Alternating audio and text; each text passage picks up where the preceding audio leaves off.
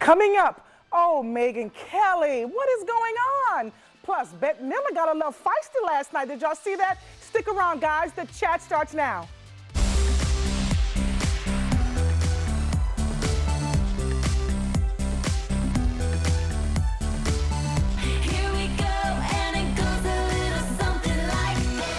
Hello, everyone, and welcome to the chat. I'm Tony Fox, Henny, Angelia, Joey, all on the panel today. How is everyone? It's a rainy Monday. Rain seems to fit for a Monday, I think. I think it should rain every Monday. Just get it all over with on a Monday. And then the rest of the week, it's dry. Brighten it up as it goes on through the week. I can handle that. Okay. That makes sense. I'd be okay with that. All right. Well, today marks the one-year remembrance of the Pulse nightclub shooting. 49 people were killed in the attack in Orlando. With a motto of "We will not let hate win," communities gather to spread that message to honor and remember those lives lost. Today, Pulse nightclub is a public memorial framed by candles, pictures, notes, and flowers. Today's also being considered a day of love and kindness, with memorials running all day long, allowing everyone, regardless of their schedules, to pay tribute. And our thoughts and prayers are definitely with the families of those lost and the entire community today. Wow, look at all those flowers. I think it's really sweet, though. The churches around the world are actually going to honor this in some way. They're going to ring 49 church bells out every, so many that are actually going to contribute, but they're all doing church bells 49 times. I think that's really sweet and honor. It's interesting you say church, because I remember this time last year was a Sunday morning, and I had woken up early for church, glanced at my phone, like most of us do as soon as you wake up, you pick up your phone. And at the time it was like 2 victims, then it went to 9. And I feel like the entire day just kept going. I remember saying at church, like, they haven't said much, there's a shooting in Orlando, and then to know what it has become. And one thing that for lack of a better word, that I can appreciate of situations like this is how much love has come out of something that was supposed to be so hateful. USA Today did a great article about that portraits of people that were affected by the Pulse nightclub shooting, and one of them was a cop, and down his arm was written, "I wish they all could have answered their cell phones," because there were so many first responders who said that they was went. A tattoo? No, they just wrote it. Oh, okay. On the picture. Yeah, and like there was one guy who his hands were like this, and it said, "I got to kiss him hello, I never got to kiss him goodbye." It was just a powerful thing, and I don't think we can even begin to grasp the depth of how long this will affect those people. Oh gosh, yeah, Forever. It's unimaginable to know what they went through. But we love you, Orlando. Yes, for sure. Orlando's strong. Isn't it amazing how when tragedies, unfortunate tragedies like this happen, we always remember where we were, the exact day and time? Yeah, so heartbreaking. All right, well, moving on now to the backlash that Megyn Kelly is getting after announcing her next guest interview. Kelly released a preview of her sit-down with the far-right radio host Alex Jones, and almost immediately faced backlash for her decision to normalize Jones. Jones famously alleged that the 2012 mass shooting at Sandy Hook Elementary School was a hoax, and that the parents of the 20 slain children were actors. Here's a preview of the interview. We talked controversies and conspiracies. 9/11. Now, 9/11 was an inside job, but when I say inside job, it means criminal elements in our government working with Saudi Arabia and others wanted to frame Iraq for it. Just a fact. Sandy Hook. Well, Sandy Hook's complex because I've had debates where we've devil's advocates said the whole story is true, and then I've had debates where I've said that none of it's true. A mother who lost her daughter in the Sandy Hook shooting took to Twitter asking Megyn to reconsider, saying in part, quote, "You have the choice to do the right thing. Shine light on truth, love, and hope. Hate and evil don't need another platform." So Alex Jones is a very controversial figure, and it's been interesting. I don't know if you guys realize he's been in a custody battle with his soon-to-be ex-wife. And he actually said his defense with all of these things that he says. His defense in court at the custody battle was that, well, I liken myself to an actor playing a role. And he basically said, not everything I say do I believe to be. It's just a role that I play, which I don't think makes it any easier for instance, the parents of the Sandy Hook children who died there. Here, first off, I said this last week on the show, I like Megyn Kelly. I think she was one of the very few reporters, or I'm sorry, journalists, who held President Trump's feet to the fire when he would say insanely off-the-wall things during the election. If you finish watching this preview, there's a time where she asked about Sandy Hook, and he talks about the Iraq War. She goes, "You're dodging my question." Then he goes on and says, "We didn't talk about anything important." She goes, we've done nothing but talk about important things. What are you talking about? So my mom has a great quote that I love that I tell people. My mom always says, do not breathe life into stupidity. But with that being said, I actually think this will be a little bit different than what people are expecting. I think Megyn Kelly's going to hold him to the fire with these precautions. Like, he thinks the U.S. government had something to do with the Oklahoma City bombings. 9/11 was an inside job. He's a conspiracy theorist. But what bothers me as somebody that finds their political views middle of the road, conservative but a little bit more middle of the road, is this man identifies himself as conservative. He's not conservative. This man is far what they call alt-right, and I think a lot of his views are just preposterous. The thing is, him personally, he might be a little conservative, but he's saying he's playing a role. That's what he said in the thing, custody battle. The point of playing a role, though, is to be controversial, to make money. That's Well, what sure. this is all about. But Stephen Colbert That's played why- a role. This is not a role. These are his views. Well, I mean, They you may- can look they at may that not like, I mean, be. the same as Glenn Beck, the same as Stephen Colbert, same as True. any late night host. I mean, that's your views, but that's what you're putting out there to begin with.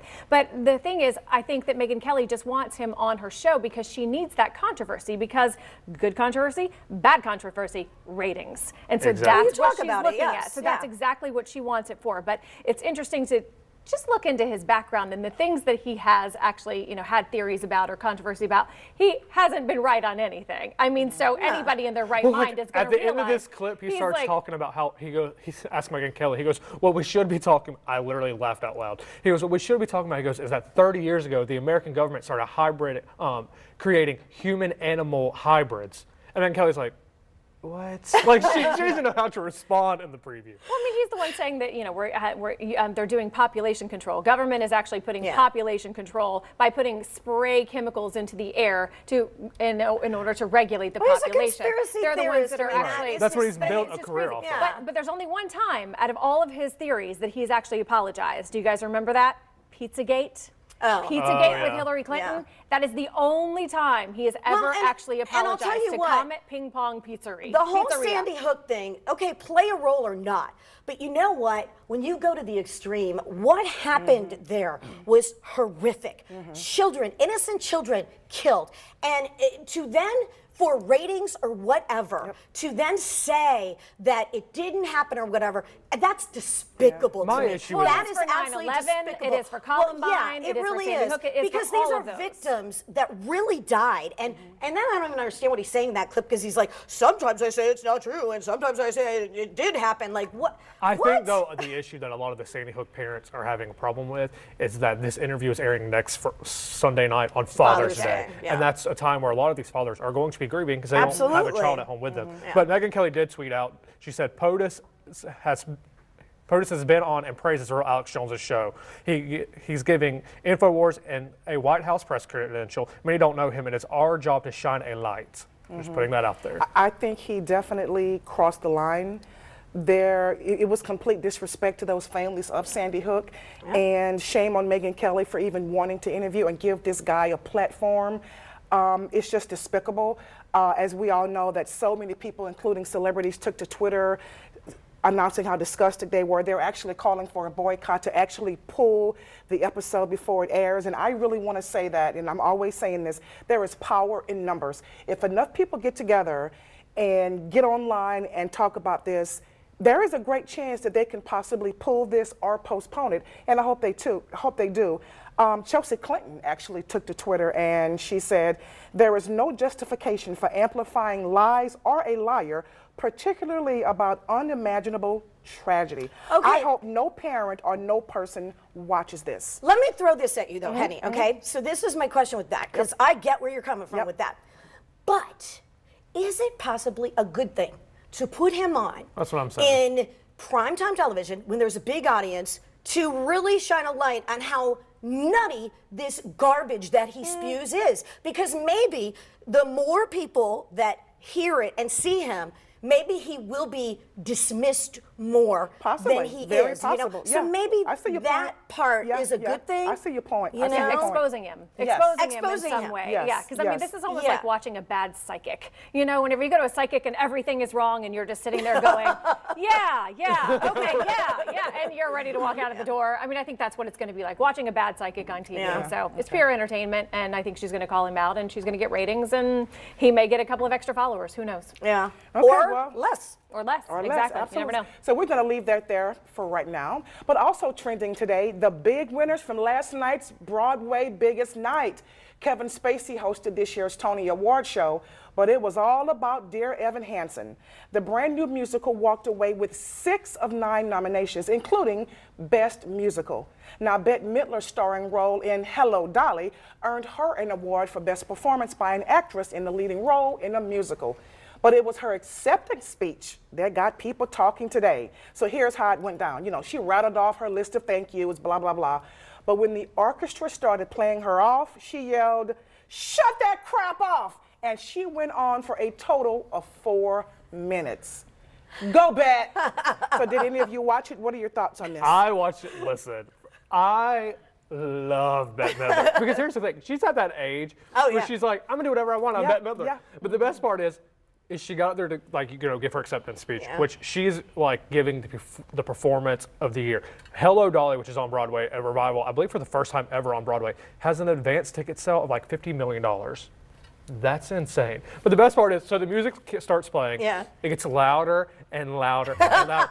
And then the best part is the music just stops because they ran out of music to play. And she keeps talking and talking. And finally, I loved it. Kevin Spacey hosted the entire opening monologue. If you've been reading the papers, Kevin Spacey was like a last-minute selection because they asked everybody you could think of and they couldn't make it. So the whole joke was he was their 15th pick. Yeah. I loved Kevin Spacey. I thought he did a great job. If you're a House of Cards fan, he came out at the very end, him and Robin Wright as Frank and Claire Underwood, and he's to present Best Musical, which Dear Evan Hansen won, and he said, I've got to get off this stage before Bette Midler thinks one more person. And he walked off. So it was really funny. I thought it was a great night. Dear Evan Hansen pretty much swept. They won 6 out of 9, like Kenny said. It's a great show. And for somebody who may not get to New York City as much as the other people, the fact that it gives people a little bit of a glimpse of the big white way, I love it. Yeah. Well, yeah, and then we can look forward to these shows coming here because that's what I love too. We have a great Broadway season coming. Yeah, we really do. So I love that too. I love when they win and you know they're the winners, and then the next thing you know, the year after, like we've got them here in Jacksonville, and that's cool. Just that's awesome. You know, a lot of people have taken to Twitterverse. They are very upset about something else happened at the Tonys, and that was James Earl Jones. He actually won a Lifetime Achievement Award, but they did not air it. It happened before they started airing it. And people went to Twitter saying, what, we can't Here's the see thing that? about the Tony Awards. The Tony Awards are a very small glimpse once a year for all of America to see what's on Broadway. So what has happened in the last couple of years is shows that are not nominated for Best Musical or Best Musical Revival, they will still let them perform. So like, for instance, Bandstand, which is a great show, Dr. Jill Biden, Joe Biden's wife, former second lady, presented Bandstand. It's a great show about veterans and their postpartum. What happens is a lot of shows then take the space of that. But I completely agree. I thought for James Earl Jones to have a Lifetime Achievement Award, and it's given him before the show even starts. Not even aired. And this man has been in the business for over 60 years. Forever. Yes. And I believe already has 2 Tony Awards. I could be wrong. Has 2 previous awards for acting. Yeah, so the Twitterverse is very upset at CBS for that. And I agree. You can't air everything. That's what they always end up saying. That's true, but this is a legend, though. The Tony Awards are long enough as it is, so. Award shows are too long. Award shows are too long. Every award show is too long, yes. All right, well, before we go to break, we want to remind everybody that today is the 12th of the month, and that means it's Buddy Check 12 days. So make sure you call a friend or a buddy, and make sure to remind them to do a self-breast exam. For more information on your Buddy Check program, just head over to firstcoastnews.com. But don't forget, today's the 12th. Everybody check. I'm going to call you during the break and remind you to do it. Remind me. Nice. All right, up next, we're going to chat with the lead actor in an upcoming Netflix series. He's also a former Chippendale and a former bodyguard to Kanye West and Kim Kardashian. This is going to be interesting, so make sure you come on back.